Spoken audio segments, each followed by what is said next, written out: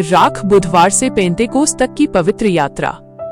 प्रिय भाइयों और बहनों, क्या आप जानते हैं कि राख बुधवार के बाद से लेकर प्रभु यीशु मसीही के जी उठने और फिर पवित्र आत्मा के उतरने तक का समय मसीही जीवन में बहुत ही पवित्र और महत्वपूर्ण माना जाता है।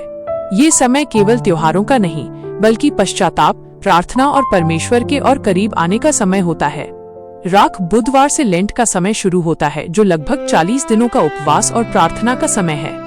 इस दिन विश्वासियों के माथे पर राख लगाई जाती है। ये राख हमें याद दिलाती है कि हम मिट्टी हैं और एक दिन मिट्टी में ही लौट जाएंगे।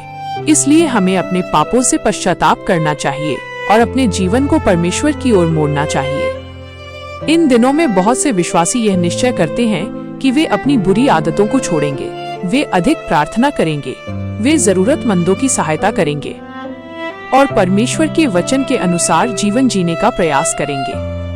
इसके बाद आता है खजूर रविवार। इस दिन हम याद करते हैं कि जब यीशु मसीह यरूशलेम में प्रवेश कर रहे थे, तब लोगों ने खजूर की डालियां बिछाकर उनका स्वागत किया।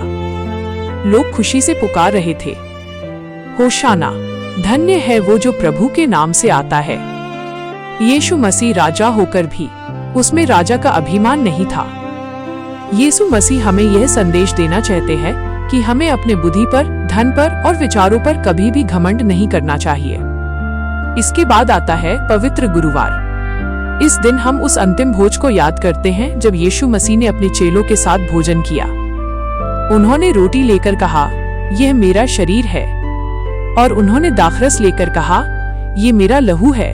उन्होंने अपने चेलों को सिखाया कि एक दूसरे से प्रेम करो और एक दूसरे की सेवा करो। फिर आता है पवित्र शुक्रवार।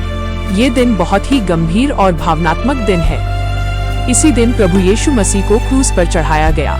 उन्होंने पूरे संसार के पापों के लिए अपना जीवन बलिदान कर दिया।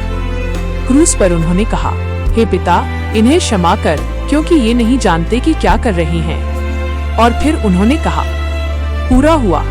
संसार को लगा कि सब समाप्त हो गया, लेकिन परमेश्वर की योजना अभी पूरी नहीं हुई थी। तीसरे दिन एक महान चमत्कार हुआ। यीशु मसीह मृतकों में से जी उठे। जब स्त्रियां कब्र पर पहुंची तो पत्थर हट चुका था। स्वर्गदूत ने कहा, वो यहाँ नहीं है, क्योंकि वो जी उठा है। यह दिन हमें आशा देता है कि मृत्यु अंतिम नहीं है, जीवन और विजय यीशु मसीह में है। इसके बाद आता है पेंतेकोस्त का दिन। जब चेले एक स्थान पर प्रार्थना कर रहे थे, अचानक आकाश से तेज हवा की आवाज आई और आग की जिह्वाओं के समान पवित्र आत्मा उन पर उतरी और वे सब पवित्र आत्मा से भर गए। उस दिन से सुसमाचार पूरी दुनिया में फैलने लगा। प्रिय भाइयों और बहनों, राख बुधवार से लेकर पेंतेकोस्त तक की ये यात्रा हमें सिखाती है कि हमें पश्चाताप करना चाहिए, हमें परमेश्वर के साथ चलना चाहिए, हमें यीशु मसीह के प्रेम और बलिदान को याद रखना चाहिए और पवित्र आत्मा की सामर्थ्य में जीवन जीना चाहिए, क्योंकि यीशु मसीह आज भी जीवित हैं और वे हर उस व्यक्ति को नया जीवन देते हैं जो उन पर विश्वास करता है।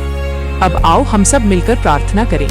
हे हमारे स्वर्गीय पिता, हम आपके पवित्र नाम को धन्यवाद देते हैं। धन्यवाद प्रभु यीशु मसीह कि आपने हमसे इतना प्रेम किया कि हमारे पापों के लिए क्रूस पे अपना जीवन दे दिया। प्रभु, हम स्वीकार करते हैं कि हमसे बहुत बार गलतियां होती हैं। आज हम आपके सामने नम्र होकर अपने पापों के लिए पश्चाताप करते हैं। हे प्रभु यीशु, हमें क्षमा करें और हमारे जीवन को शुद्ध करें। पवित्र आत्मा आइए और हमारे हृदय को भर दीजिए। हमें सामर्थ्य दीजिए कि हम बुराई को छोड़कर सच्चाई और प्रेम के मार्ग पर चल सकें। प्रभु, हमारे परिवारों को आशीष दीजिए, हमारे घरों में शांति दीजिए और हमें ऐसा जीवन जीने में सहायता दीजिए जिससे आपका नाम महिमा पाए। हम अपना पूरा जीवन आपके हाथों में सौंपते हैं। हम यह प्रार्थना प्रभु यीशु मसीह के पवित्र नाम में मांगते हैं।